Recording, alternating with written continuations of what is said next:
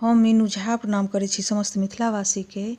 आइ हम महाशिवरात्रि के शुभ अवसर पर में एकटा गौरी विवाह गीत गाबऽ जा रहल छी।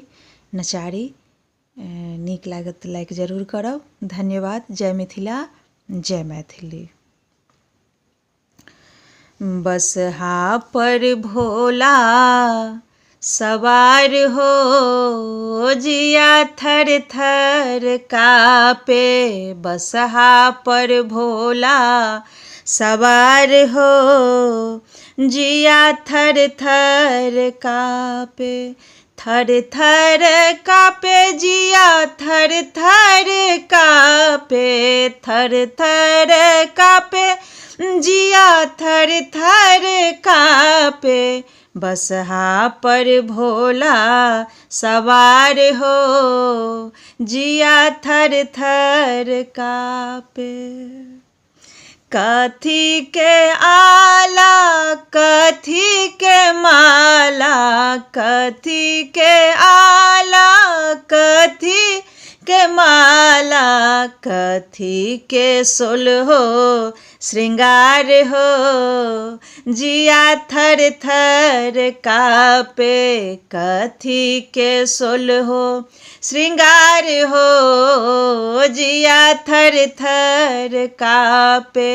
बसहा पर भोला सवार हो, जिया थर थर कापे।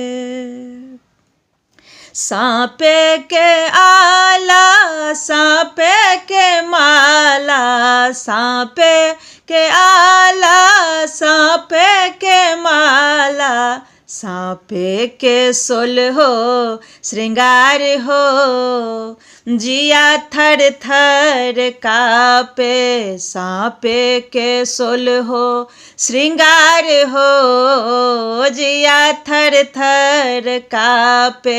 बसहा पर भोला सवार हो, जिया थर थर कापे। किनकाल मैना मंदिर घर पैसली, किनकाल मैना मंदिर घर पैसली। ठोक देली वज्र के बार हो, जिया थर थर कापे। बसहा पर भोला सवार हो, जिया थर थर कापे।